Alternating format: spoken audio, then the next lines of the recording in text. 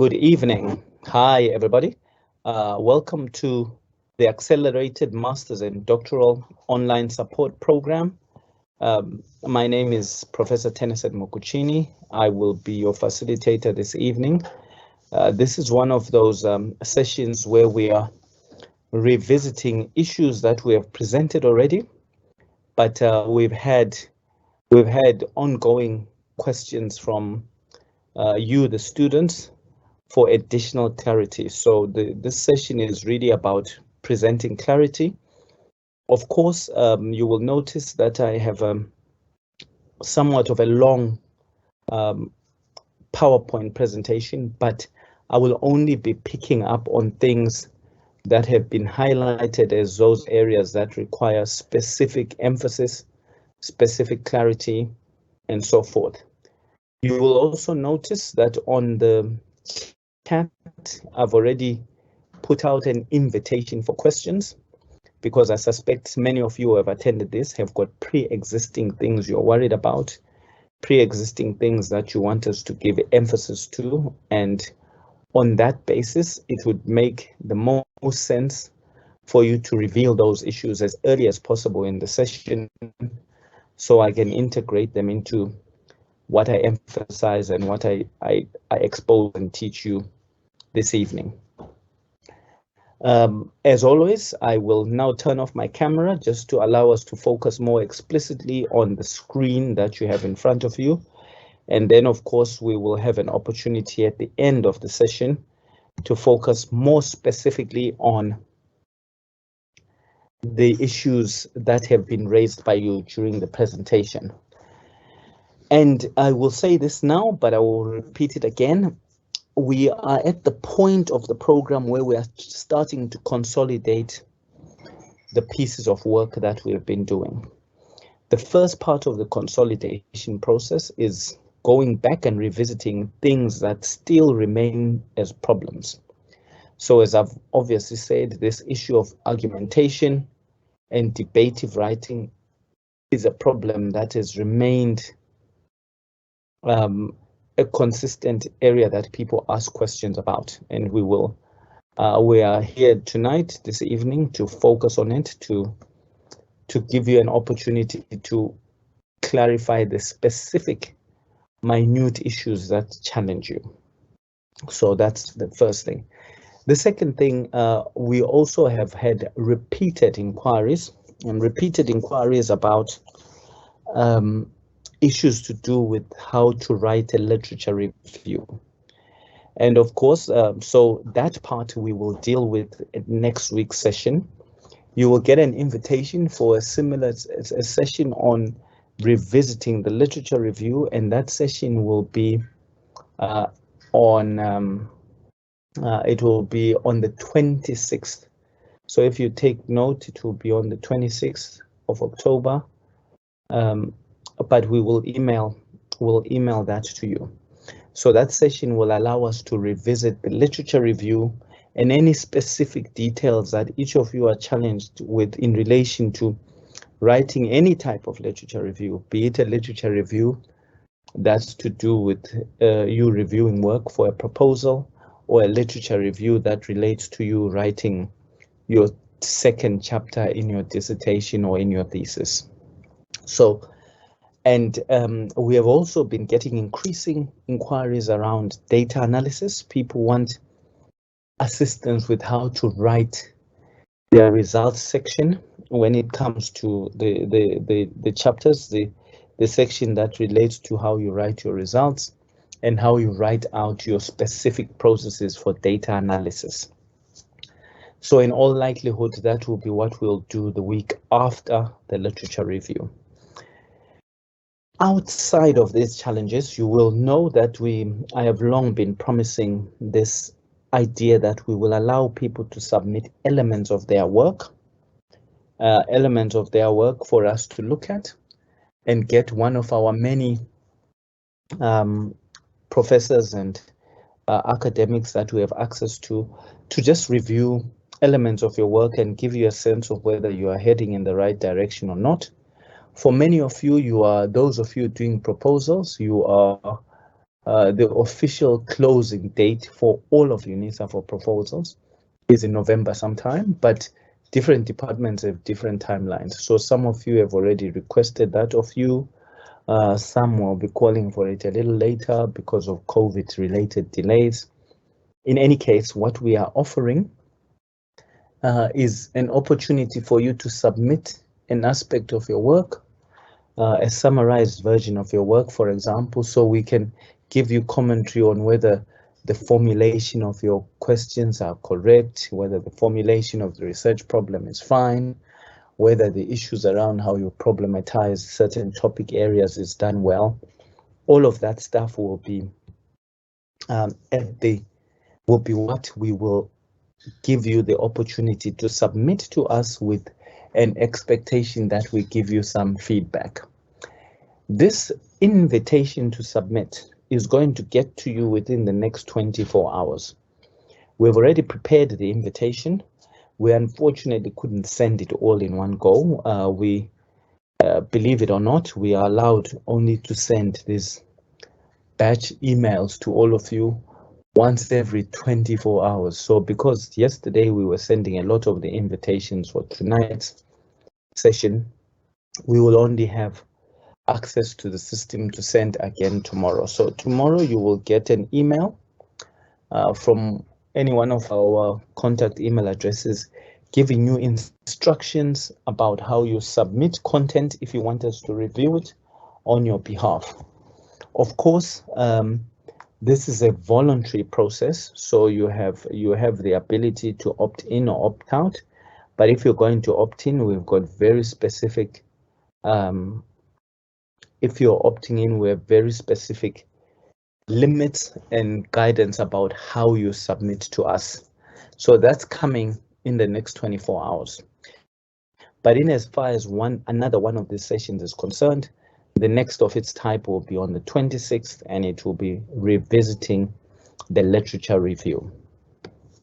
Now, folks, as far as tonight is concerned, there is a specific interest, or as you know, much of how you write, everything that you write within academic writing, and the further up you progress, you know, the more advanced you are. So once you're at postgraduate level and you're doing a master's or a doctorate, a lot of the things that you write are to do with you presenting arguments, with you showing us your ability to debate particular positions that are expressed within the literature.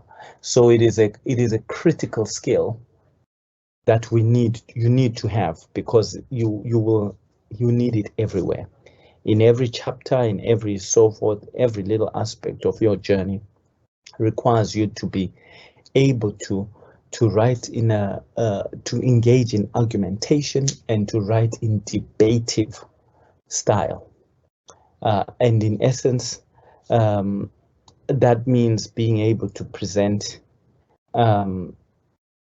your position, to state your position, to argue all the evidence and all the issues that support that position, to argue the ways that may contradict the position, to be able to then take all those things that contradict your positions and those that agree with your position and bring them together to give some sort of balanced, objective view about what you think is really going on. So that is an expectation in all throughout your academic journey. And today, this session revisits some key things that you need to remember when you are engaging in this. But because, as I've said, this session is the product of you presenting questions to us, I'm hoping or expecting that the types of things I will focus on will give much more attention to the questions that are raised by you, as opposed to pre-existing content that I have, because the pre-existing content to this session is actually there. If you go to our YouTube channel, you will find that we have already got a session on argumentation. And if you need just generic overview on the whole process of argumentation, then that session will suit you well. This session tonight allows us to deal with specific additional queries that people have. So, of course, we intend by the end of this to really be able to give you a strong sense of how you write a balanced argument. We also have to speak to you about some of the tricks that you use to be clear, to make sure you're concise, to make sure that your debate has definable parameters. We know where it starts, we know it ends. We also want you to be able to construct arguments that use evidence, construct arguments that present facts, arguments that are logical, arguments that show relationships between statistical information if it's there, and of course being able to balance that with anecdotal arguments. And when we say anecdotal arguments, we're referring to the fact that there are some things that you might want to argue, but you are arguing them on the basis of your personal experience rather than on evidence. And we will give you some clues on how you do that. Of course, we will talk about logical transitions, how you make sure that you move from one thing to the next in a way that is logical. Now, there are some preliminary tips, some things that are critical must-have, must-dos. They exist all the time, every time with academic writing or argumentation within a context of a scholarship. Firstly, we expect that your writing should always be direct. So don't beat around the bush, you get straight to the point. You deal immediately with the debate that is at hand and not confuse it by having examples. Some people will describe a story about how they went over here and there and there, then they present the argument. In scholarly work, there is no provision for that. And of course, you need to also be precise in your use of language. You can be precise and respectful. So what sometimes people do is say, for example, if they're talking about termination of pregnancy, instead of calling it termination of pregnancy, they want to find nicer words that are more socially acceptable. The idea with academic writing is that you must be precise. If the literature refers to it as termination of pregnancy, you refer to it as the same. You don't find another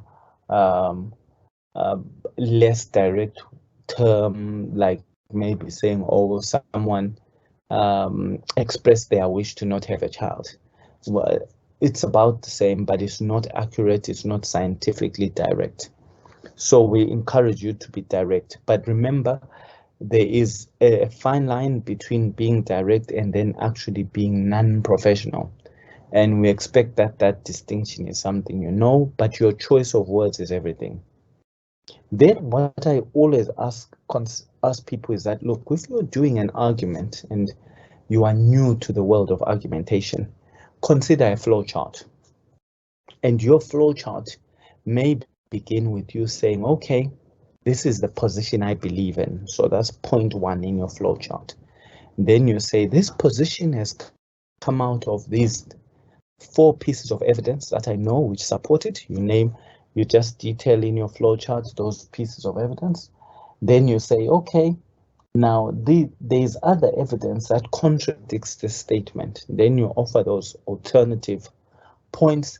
Then you finish your flowchart by saying, when I add all this up, what is my overall conclusive position about the issue that I am debating?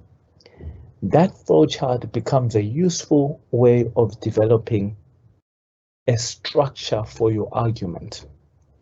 Now, in that structure, there are several options, and we will call these options the approaches to debating. So later on, I will talk to you about the approaches. And when I say approaches, there are some approaches in debating where people start by stating where they sit. Then they present things that are to the left of their argument, things to the right, bring them together, and then they conclude by confirming that the statement and the position where they set has been illustrated as being supported by the evidence. So you realize, so that argument started by saying, I stand here, I believe in this, and these are the reasons that support me, these are the reasons that differentiate, I join them up, and I still conclude that I believe in this. Or there's a different style where someone will say, no, I won't declare where I sit. I will declare that there's contest around how this issue should be thought about. Some say left, some say right. I add those up and then they present their statement. So both of those are forms of academic writing. One starts off by you stating your position from the get-go and then engaging in debative processes to illustrate how you support what you stated at the beginning. Or another option relies on you not presenting where you stand, but presenting the question that is at hand and showing the different arguments and using those arguments to come to a conclusion about where you stand. Each of these options one is not necessarily better than the other, but you as the writer needs to be very clear about what type of position you are taking and what type of argumentation style you are following. So later on, I will revisit those styles. Then, of course, this flowchart allows you to see one progressive viewpoint and the next and so forth.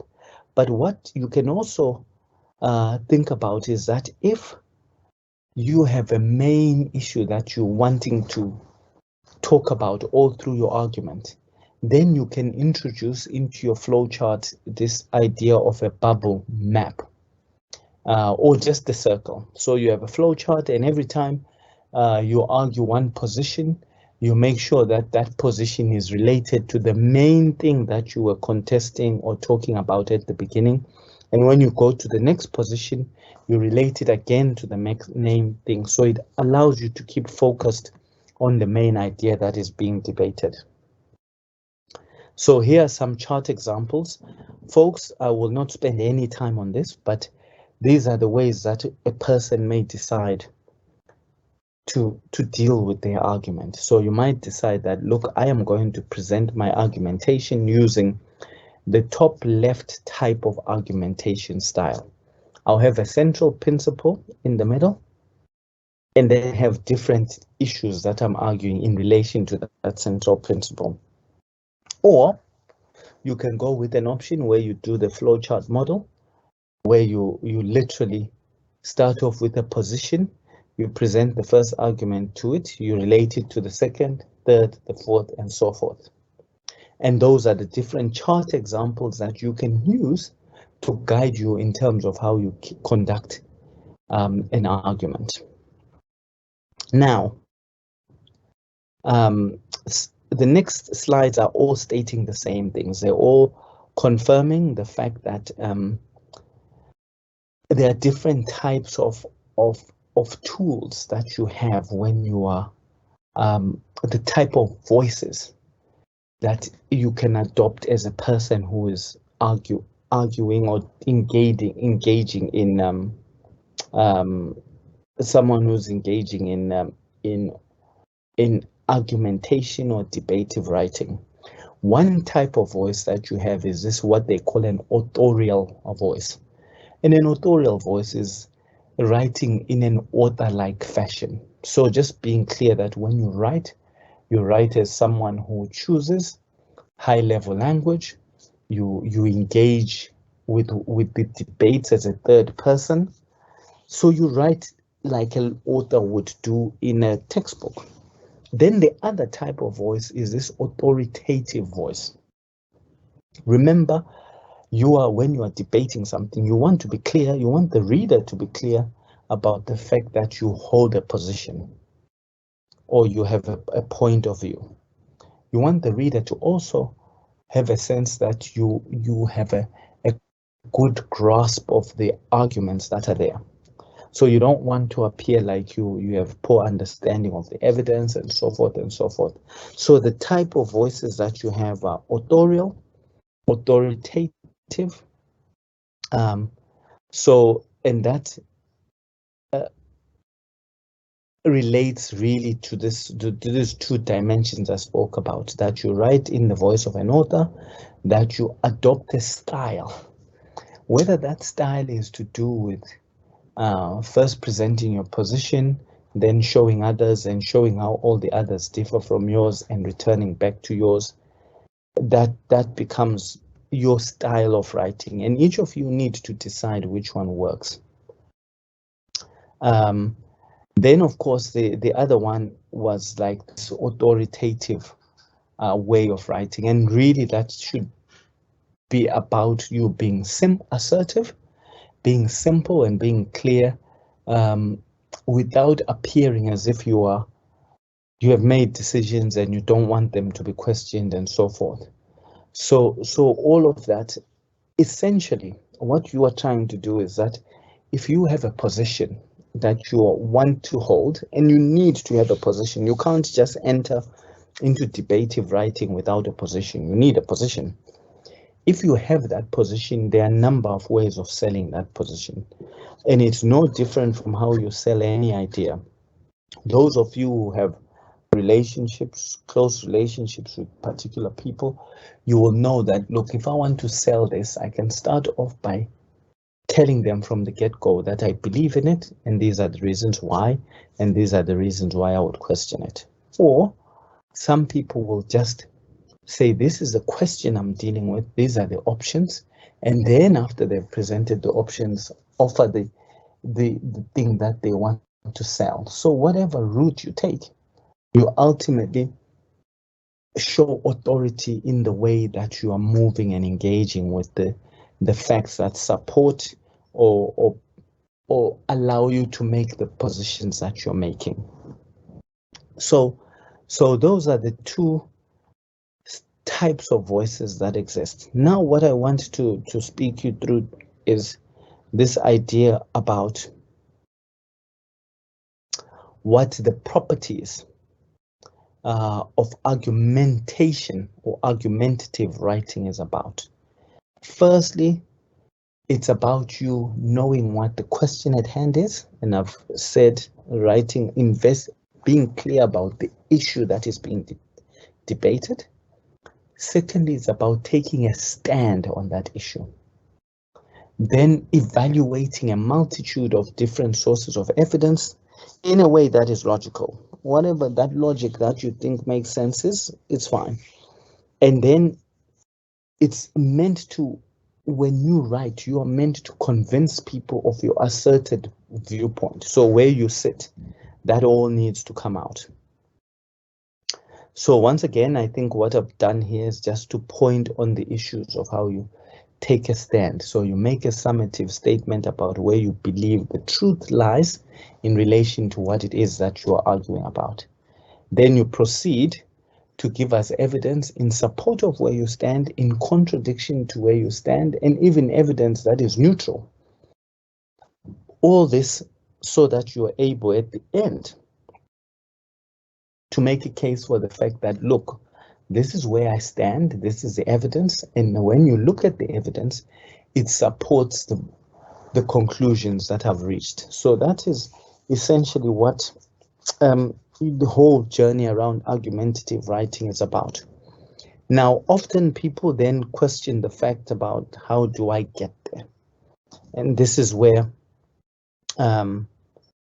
we need to get to the next part. Remember, folks, I appear to be jumping through these slides over and over because this is a session I've taught. Also, the slides are presented in a step-by-step way. So when I'm not around, you can say, okay, so if I'm going to argue, one of the ways I must argue is step one. I must present my position in relation to the argument. Step two, I must now consider the evidence. I don't only consider the evidence that supports my position, I need to consider the evidence that detracts or moves away from my position. Of course, the logic is, if you want us to believe that left is the position that you want to support, then it would make sense that you present your evidence in a way that clearly shows left to be the much more logical route to follow. Then once you've done that, you can make an asserted statement once again about what your point of view and your position are. All of these things are detailed in a very slow, painful way in relation to the slides that you've been looking at. Now, when we talk about argumentative writing or we talk about academic writing, there are types of academic writing. There's one type that we call argumentative, then there's one that we call persuasive. The argumentative type is where you literally just present the positions. You even present your position. So that's argumentative. But persuasive writing is where you actually literally say you have reached a conclusion, you've engaged in a balanced conversation. So most people will engage in argumentative, showing the left, the right, the left, the right, and then at the end they'll make their statement about the fact that the right option is the one they want. And then once they've made that, they will decide that now they want to spend a fair amount of time persuading those who are listening about the fact that that choice, that summative statement of theirs was correct. So they then engage in what we call persuasive writing. So essentially, you can actually have a piece of debative writing that has an initial argumentative slant where you are showing the left and the right and so forth, and then concludes in a position where you state where you sit, and then you want to convince the reader thereof that where you sit is exactly where they ought to sit, and you do that through persuasive means. But on the scale of just superficial comparison, argumentative writing is really about laying out the story and the different positions. Persuasive writing is about laying out the debates with a specific expectation that your reader must also believe what you believe. So you yourself as a writer has the opportunity now to figure out which of those options you think allow you to do what you want to do. So far I've told you what the argumentation life looks like. But what I haven't done is to not then say, okay, your work and your entire thesis, your dissertation, your proposal is literally a summation of different arguments all over the place. You argue about which methodology, you argue about which problem, you argue about which objectives should be prioritized, you argue about which sampling approach you should use. It is arguments.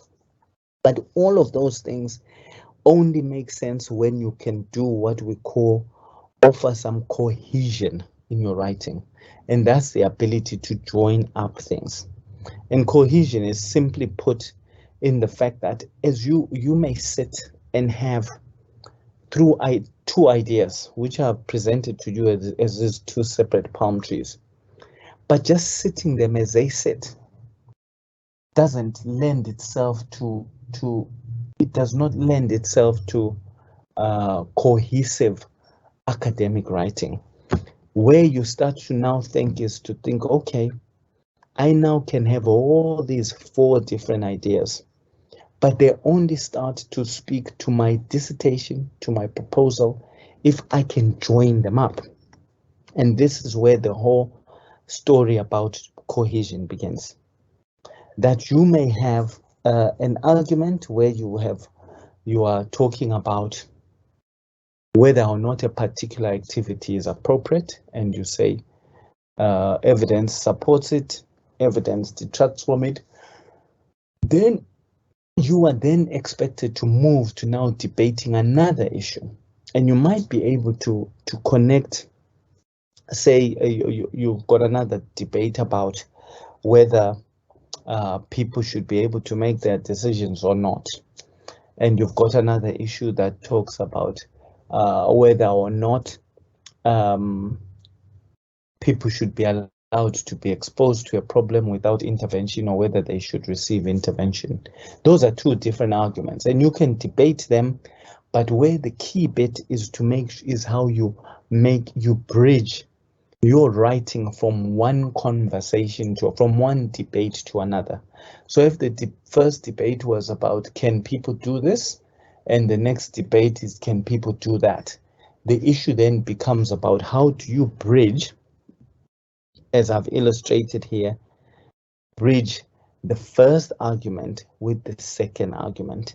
And those abilities literally refer to the levels of how well people argue. So people who are decent, half able to argue, will be able to present those 4 trees that I showed to you, standing alone. Because they tell you this is argument A, this argument B, this argument C, this argument D. That is a very cursory, low-level ability in terms of how well people argue. But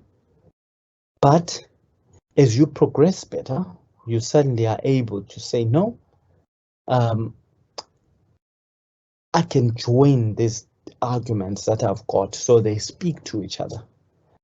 But furthermore, I will not only join the arguments that seem to already relate to similar topics, I will be able to bridge the arguments that relate to other topics. So the more bridging between everything that you are debating, the more you are able to demonstrate cohesion, the more you are able to also show your mastery of debative writing.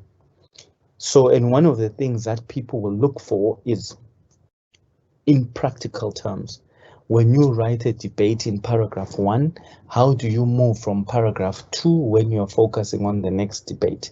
Do you begin paragraph 2 by referring to the engagements and to the outcomes of paragraph 1?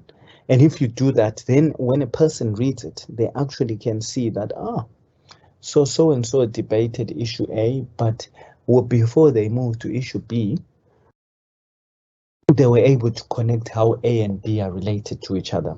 And those are the things that are key demonstrations of someone who is more capable, more articulate, more advanced in their debative style. If people can't do the transitions from one debate issue to the next, then that represents a lower level of writing competence. Now, there are 3 spoken about argumentation styles, and those argumentation styles are vaguely related to the level of study that people are. So there's a classical argumentation style, and what I say with people is that, look, if you master the classical option, as you get more and more competent at it, it becomes easier to go to the next level and then finally end up at the top tier of argumentation. But we also know that different occasions require different levels of argumentation. So that's another position where you learn all the 3 different argumentation styles. Then you recognize that, this section requires just a very basic argumentation effort. This other one requires a more substantive, and so forth and so forth and so forth. But in terms of the 3 styles, the first style is the style that they call the Aristotelian way. It's from Aristotle, and basically it's the classical way of writing an argument, where you present what it is that is being debated, you state your position, then you bring up the evidence to support it. You notice that this is very one-sided, eh? It almost says, look, people have argued whether A or B is the right way to go. I believe that B is the right way to go, and these are the 10 reasons why I support it. That's very simple. And interestingly, there are parts of your journey in your thesis development and in your dissertation development where this type of approach is appropriate. So, for example, if you were going to write in a critical way about issues to do with the choice of research methodology that you use. You would, for example, say, hey, I was faced with the decision of whether to go qualitative or quantitative. This study went qualitative, and I went qualitative because of A, B, C, D. These are the strengths of qualitative that made me choose this. That is argumentative writing, but you have written in a way that is very specific to your position in the argument. So that is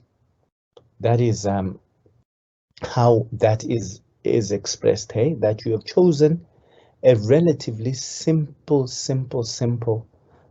thing, and you are presenting what the debate was at the point of your departure, what stance you took, and then the evidence that supported that stance. And it's appropriate. That's totally appropriate for something as simple as a decision about whether you go qualitative or not. But there are other forms where you argue different things within your dissertation or within your thesis. Then you now have to appeal and look for slightly more advanced methods of arguing. And the next advance, next advance on the classical argumentation style is this advance where you approach the argument in a different way, and this way that they call that the Rogerian argumentation style. So in this style, you present the statement, and the statement becomes you're presenting the actual issue that's being debated. Okay? You can say it's a presentation of the main argument, and you state your position within it. Then you acknowledge that this position you hold is countered by others, and you give some insights into what it is that supports this opposing view to yours. Then once again, you go back to stating your position and then explaining why your position is much more beneficial than the other position that is there. So if you notice, there is some superficial, but some evidence of the fact that you are contending with opposing sides of the argument. The extent to which you're doing it may be questionable, but there is an effort within a Rogerian argument to actually acknowledge that there are opposing views to what you are accepting as the correct view. But what you are ultimately doing is presenting the fact that in spite of these opposing views, you have an overriding a viewpoint that says your position is better. Then finally, Tomin. Tomin is the highest level of argumentative writing style, where you state what your position is, and you give the grounds for which that position which you hold makes sense.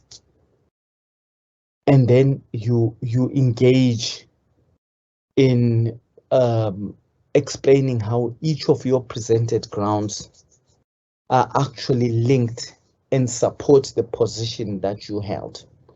So in principle, this latter part of argumentation allows you to state where you sit, to present all the pluses and minuses of where you sit, to remind people that in spite of the pluses and the minuses, where you sit is indeed the best place to sit because the evidence suggests it. So these three argumentation writing styles are all things that we want to see in your work. We want to see it at different times for different purposes. But one thing you know is that if you write in any of your work possesses any one of these things, you are definitely doing more in terms of argumentation than many other comparable peers that you are writing in respect of. I've kind of given a sense here of where these things belong. So the classical Aristotelian way is typically what you see with undergraduates. But as I've said to you, there are times and opinions and positions within master's and doctoral work where that approach is appropriate, because the issue that's being debated is fairly straightforward and doesn't need to be subjected to any much more than what is already being presented there.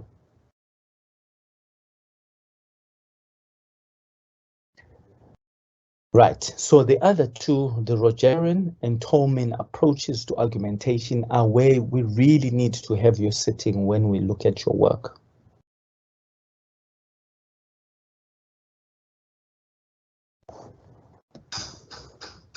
Now, none of these things come without practice. So you now know what you are trying to do. You know that essentially you want to state your position in relation to a topic. You want to also give an opportunity to acknowledge opposing viewpoints to where you sit. You also want to have an opportunity to present the evidence that supports those varied positions that you have. You also then want to present a range of pieces of evidence to support where you sit. And essentially, if you do that, you are in some shape or form showing the ability to be argumentative and debative in the right ways. And they basically say this, that when you're writing, the things that make argumentation, debative writing very successful is that people are logical.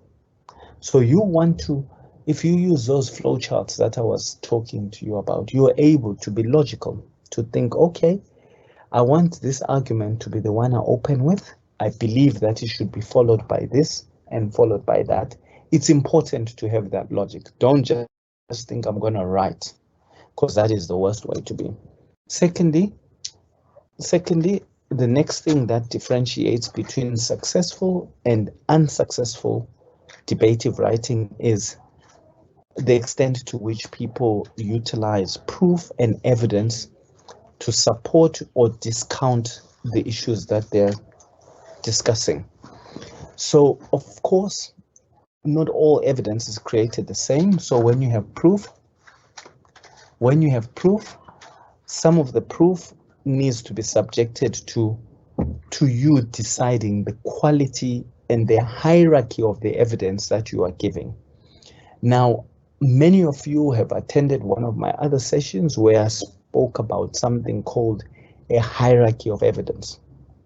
And basically what that means is that not all proof that is given is of equal value. If I give you proof to support something and my proof is rumor from someone or an opinion, that proof is less compelling than if, say, I gave you proof and my proof was results from a substantial study. So when you are quoting and making arguments, remember that the logic matters, the presence of proof and the nature of the proof that you give to support your position also makes you more successful. Then, of course, the general way in which you reason. When I say the general way in which you reason, I want to be assured that if you say you believe that the right way to go is left, but somehow you present 20 things that support right, and still somehow you still say, even though there's much more compelling evidence that supports right, I still believe in the left. That outcome is not reasonable. It doesn't show powers of reasoning by you. So you also have to be able to apply some reasoning to show that there are different levels of compelling positions and that you're aware of those and that your position was informed by you taking account of what was more compelling versus what was less compelling. And there's some basic rules. If you bring it up, you better back it up. And if it was important enough for you to bring it up, it's important for you to expound on. So if you're going to bring up a position, you cannot bring it up and just leave it there. You have to bring it up, you have to expand on it, you have to defend it, you have to contest it, and so forth. If it's not important to be brought up, then it does not deserve those things.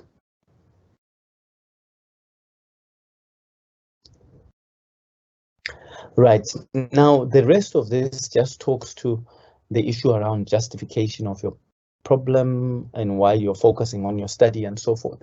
And folks, all the rules that exist for general arguments are important also in scholarly argumentation. So if, say, for example, you were in argument about whether you believe in the death penalty or not, one would expect that apart from showing evidence, you would make sure that you offer well-rounded evidence. So you would offer evidence in support of your position from, say, a social perspective. You might offer something from a biological perspective, and so forth. So you don't want to have an argument that is very pear-shaped, like it's got an emphasis on one type of position that you are very strong at, but it ignores all the others. So all those rules are important. It's just, if you're going to put together an argument, it should be rounded, it should be logical, it should show reason, it should offer clear motivation for why you believe what you believe. And of course, when we talk about logic, that whole issue is the extent to which people really focus on that whole issue. Sorry, I'll just go back.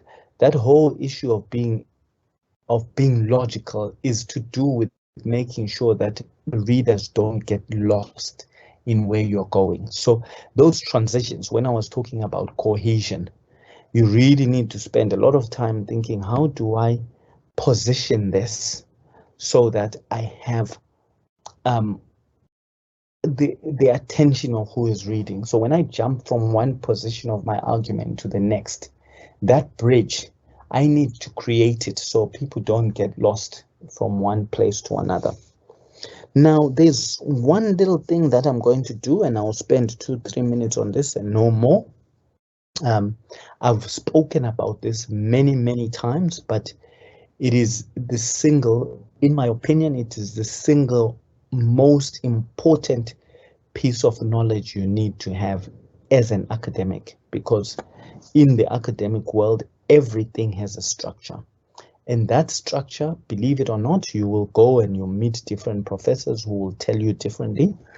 But I say this as a conclusive opinion I have through the range of things I've been exposed to. You will know that I'm a scholar in business and in health, psychology, in education, and everywhere I go, I find that there's one particular type of taxonomy, a way of thinking about things that serves as the basis for all argumentation. Everything that we do always presents itself using this format. And that's what I wanted to share with you. Of course, this is a position I hold. Not everybody sits the same way. And it relates to what they call Bloom's taxonomy of educational objectives. And basically what this taxonomy is that Bloom's is of the view that when people come to terms with new areas, or they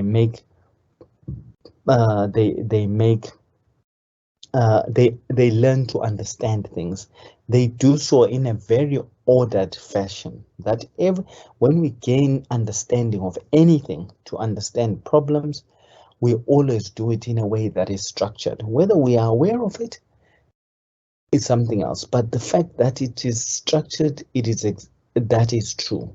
And what that structure is what was presented initially back in the 1950s. Actually, it's 1957 by a guy called Benjamin Bloom, who said that, look, when you are thinking or learning or engaging with something, there are methods by which you gain mastery of that topic. And so similarly, if you are teaching people or making a position or writing for that matter, when you communicate, it makes sense to communicate and organize your communication in a way that allows for these very distinct ways of knowing to become expressed. And he spoke about 6 levels of how we organize our knowledge. And those 6 ways are very important, or 6 levels. Those 6 levels, when I share them with you, they are very important in guiding all your writing. And now, those 6 levels, or the different levels, some write them differently, are expressed in what's called in this taxonomy that's in front of you. This taxonomy has been reviewed by others. 50 years later, people are still debating it and so forth. And in his argument, he said, look,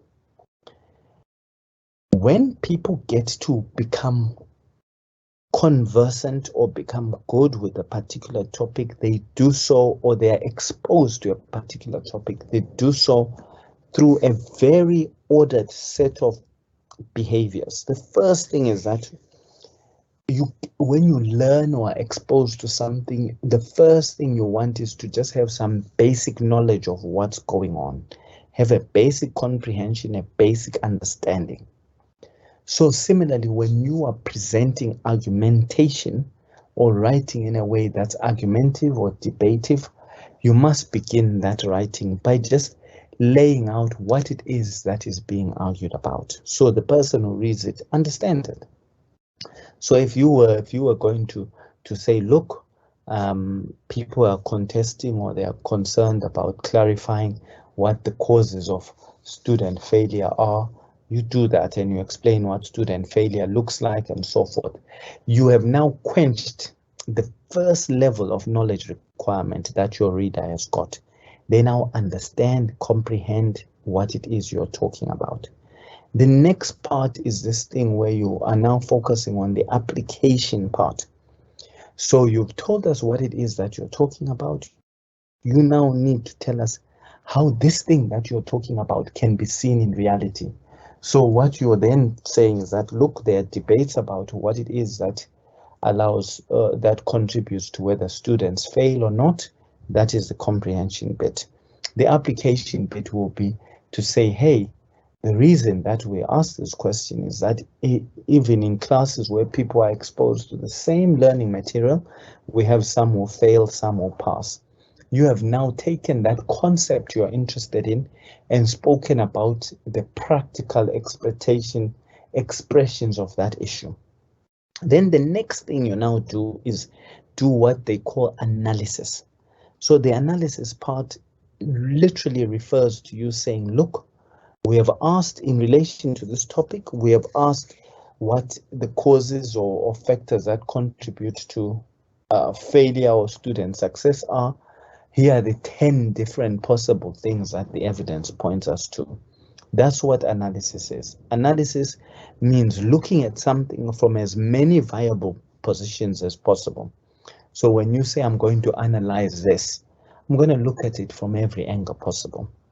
Then the next part that people do is that once you've looked at it from every angle possible, you do an evaluative process, or what people call a synthesis process, where you say, these are the 10 ways in which we see this argument, the 10 prevailing ways in which we see this argument. When I add up all those 10 things, this is where I believe the truth is. That is evaluation, that is synthesis. And once you know you have synthesized, the final step would be then to offer an alternative way of thinking about all this that was not represented by any of the things you analyzed. That's where you create. So you realize now that, so when you're writing something and you're presenting an argument, first make sure that the reader gets comprehension and understands what it is that you're talking about. Give the reader an example of an application that relates to this.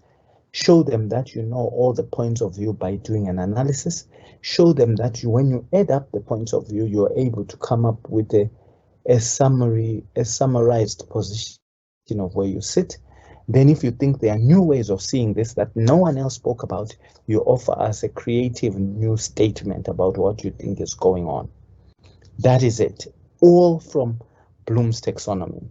Ironically, folks, if you look at your studies as students, in your bachelor's degrees, you were asked to just show comprehension, knowledge, and some application. In your master's, you start to analyze, synthesize, evaluate. In your doctorate, you then create. That's why those of you doing doctorates have been told there's a requirement for you to create new, unique knowledge contribution. And essentially, this taxonomy also differentiates between what's expected of you at what different levels. So those are the issues that are there. Now, every other part of this slide that I'm about to show, everything else that remains on this presentation literally just refers to me breaking up what analyzing is, breaking up what synthesis is. And for that reason, there isn't a need in particular for me to engage with that because we've already done it. So what I will now do is I'm going to look at the questions that you have.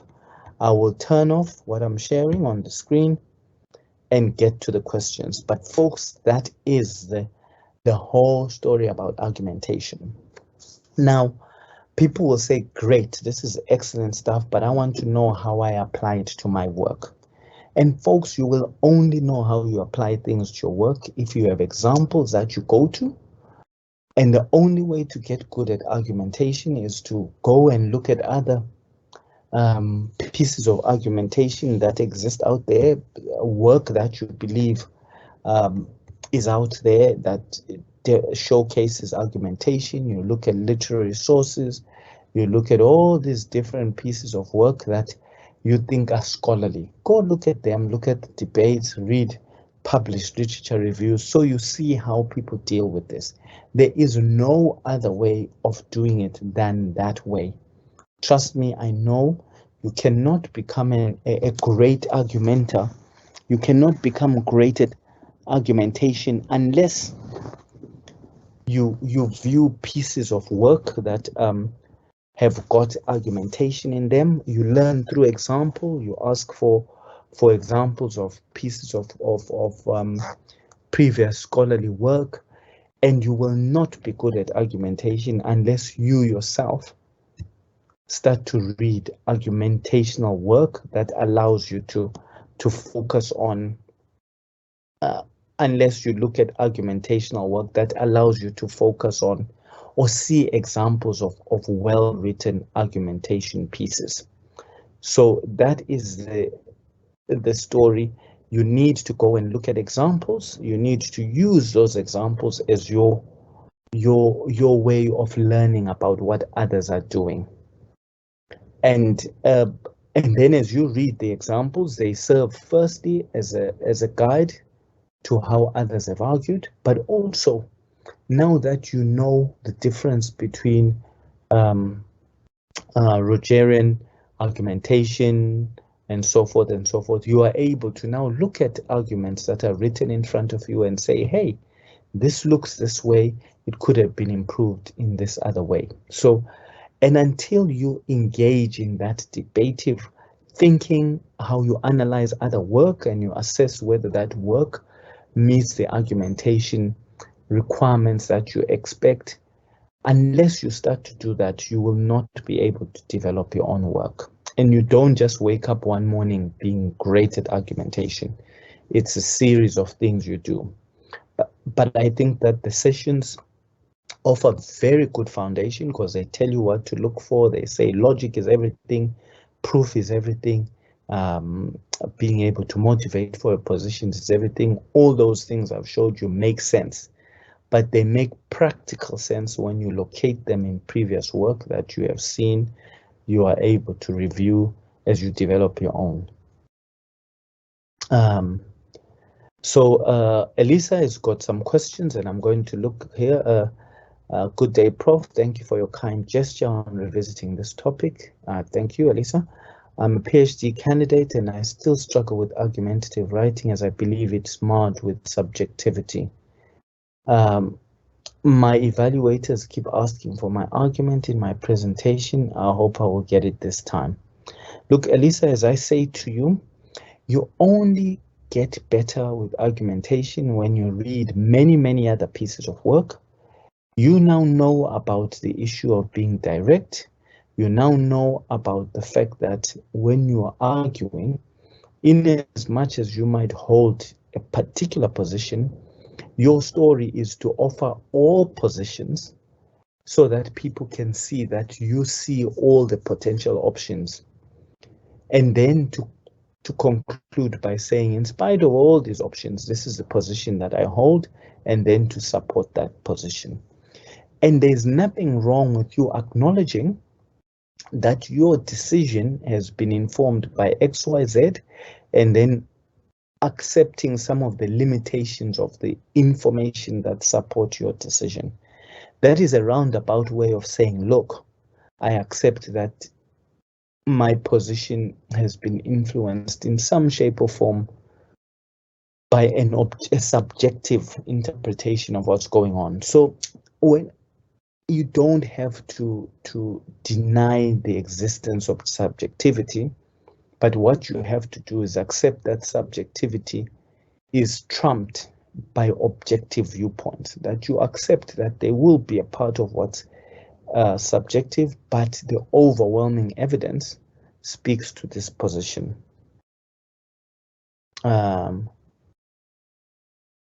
Teriku is asking, Prof, I thought we don't need to write chapter 2 part to submit a research proposal. Am I right? Teriku, I think you may have missed my sessions. This is usually, so there's a session that we do on literature review and the different types of literature review. So in a proposal, there's something that people will call a preliminary literature review or a scoping literature review. It's a very short summative overview of the topic that you're looking at. It also presents debates that exist, the questions that relate in that topic, the history of that topic, so you can give a sense that you've read up on your topic. So that is the type of literature review that exists in a research proposal. It's not a chapter. The chapter version is in your actual dissertation or thesis. But the real difference is, if you want to really capture them well, I suggest you go back to our sessions that we did on literature review so you can tell the difference. Prof, can't we use old references like to define paradigms, theories, general? This is from Tariku. Tariku, you are allowed to use old references. We've spoken also about this issue around references, and the issue that gets misunderstood often is that we tell students that we want evidence of current references. We don't say we don't want any old references. What we don't want is a total reliance on old references, because it suggests that you've not looked at new material. So the old references tend to be seminal things that define paradigms, define theories, and so forth, because those are foundational. But your analysis of the here and now has to depend on new references.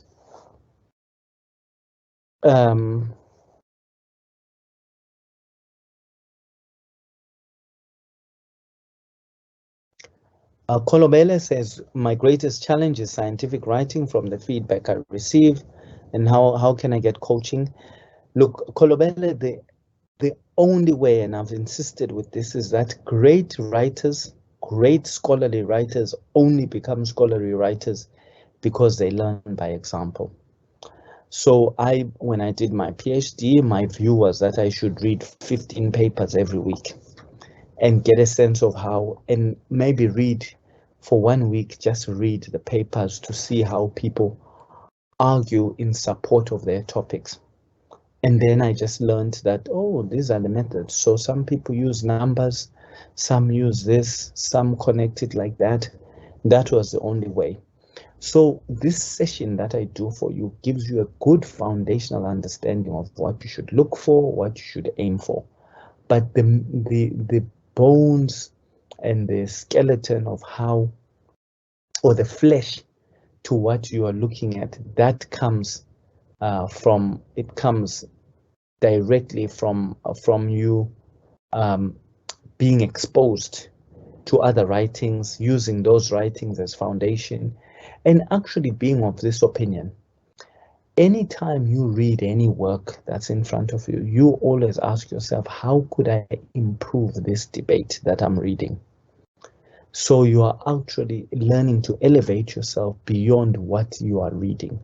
And once you get into that, at the very least, you are now going to produce work that's similar to what you've read, if not better, because you're always aspiring for that better output. But don't underestimate the amount of reading. There is no shortcut to a good argumentative or argumentation writer, except being exposed to writing. So this idea that you just wake up knowing it, impossible, totally impossible. So Zed Nkosi says most examiners will tell you that they don't want your opinion when writing. What is the difference between authoritative or just expressing opinion? Look, what examiners say is that they don't want unfounded opinion.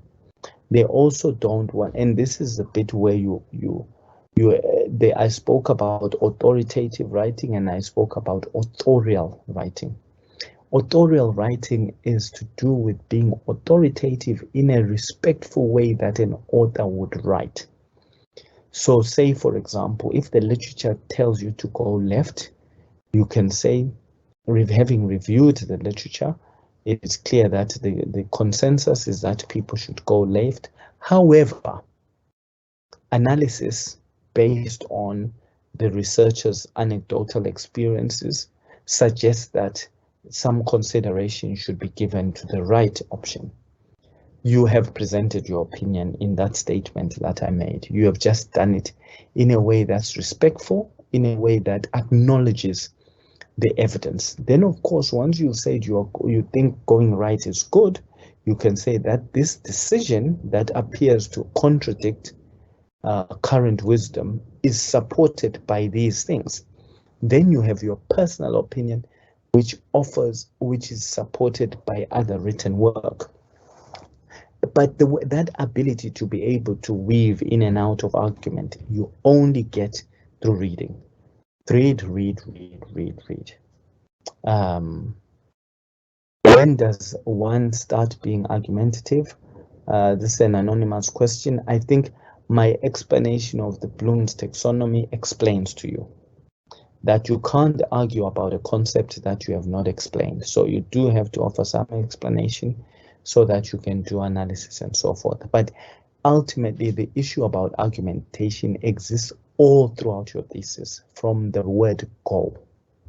But it's just different types of argumentation. It could be Socratorial, it could be Rogerian, it could be Tomin or whatever, and I've explained those options to you. But it exists from the word go. Hanachu says, thank you, Prof, for visiting the topic. My question is, should the argumentation be throughout each chapter of the thesis, or should it be left more at the discussion stage after data analysis? Hanachu, I think my answer is exactly the same as to the previous question.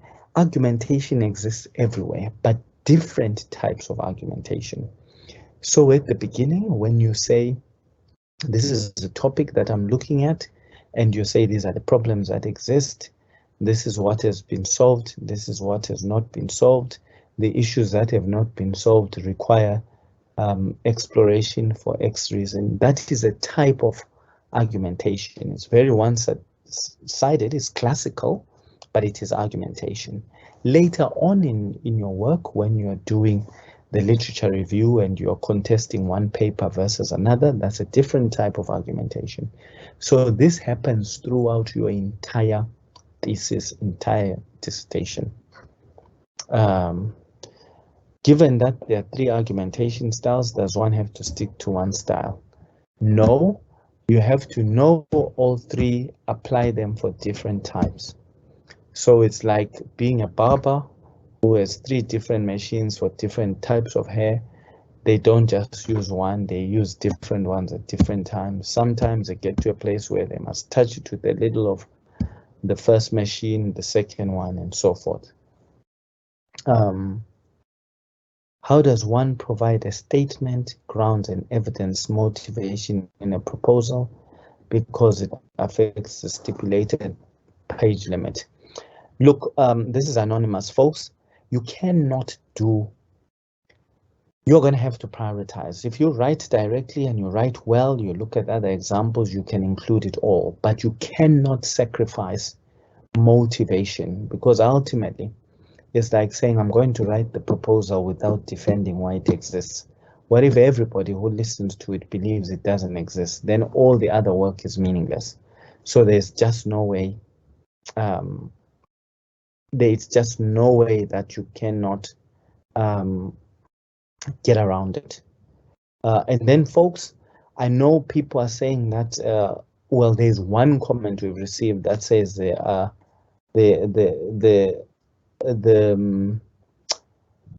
YouTube channel is not accessible. We've offered something for all of you to look at. It is very accessible. Yeah. So, folks, I think